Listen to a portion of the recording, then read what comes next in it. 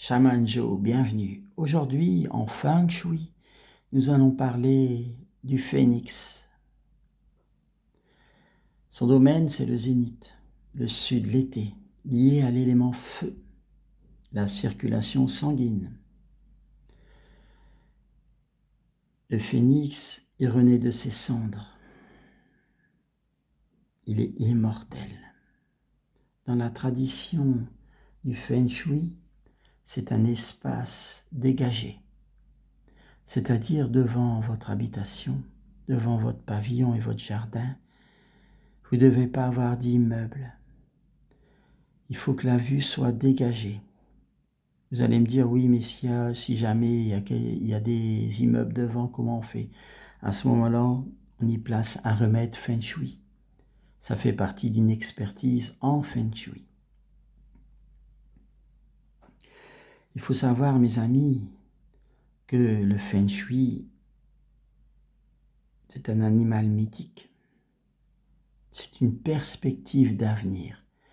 Quand on prend la chambre à coucher au niveau du couple, vous mettez votre lit dans votre chambre et si vous avez une armoire devant votre lit, en fait, vous bloquez votre couple. Vous bloquez la perspective d'avenir par rapport au bagua de la chambre à coucher. Alors aujourd'hui, on ne va pas parler bagua. On va juste parler animaux mythiques, phénix. Pour savoir le bagua, vous allez dans d'autres vidéos. Le phénix, il est incroyable. Il est plein de douceur, il est plein de force. Vous voyez, on dirait un colibri. Et ça peut être aussi un vrai phénix. Le phénix, il a été repris depuis l'Antiquité. Vous avez aussi un célèbre dessin animé qui parle du phénix. En fait, on peut apprendre aussi même dans les dessins animés. Après, c'est le temps que vous avez.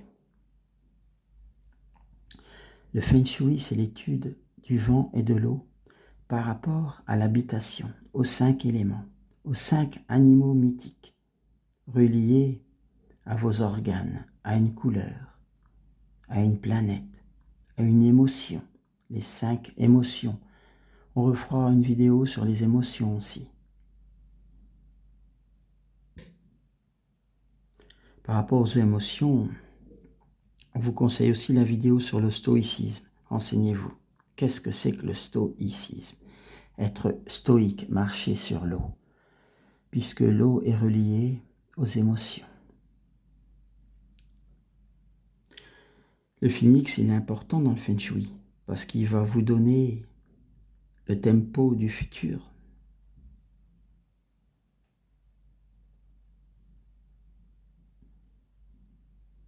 Le phénix, c'est un animal mythique qui connaît tous les événements de votre vie. Vous allez me dire, c'est bizarre ça. Mais non, c'est pas bizarre.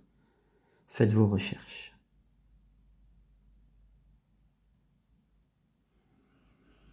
Et c'est pour ça, les tableaux de phénix, c'est pas du n'importe quoi. Ça peut être utilisé en remède Feng Shui. Et ça fait partie des remèdes. En fait, au niveau de la subconscience, tout est relié à la matrice du bagua de votre habitation. Par rapport aux 5 éléments et aux 8 trigrammes du Yin King. Parce que regardez, dans le bagua, il y a 8 cases plus une, la 9e. Le Tai Chi, le centre de votre habitation. Et chaque secteur de vie est relié à un immortel taoïste. Le premier fils, le deuxième fils, le père, la mère, la deuxième fille, la première fille. Tout a un sens. Dans l'univers, tout est synchrone.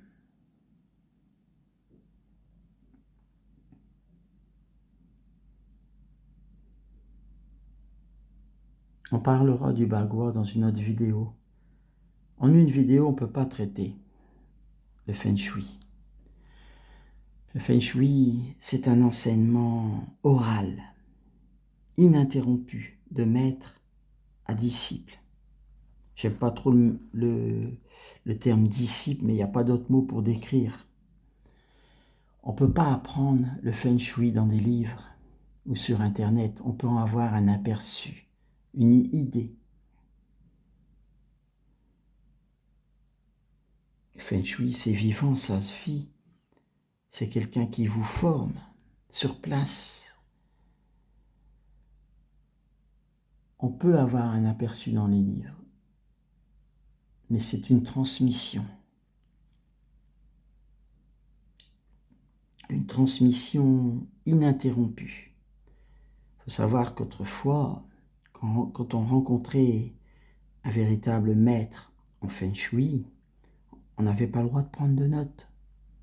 On devait écouter et faire l'expérience, faire les expertises avec lui.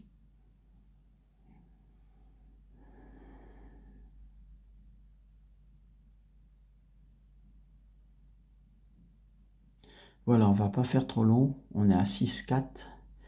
C'était Shaman Joe pour le Phénix. À bientôt pour de nouvelles aventures Feng Shui.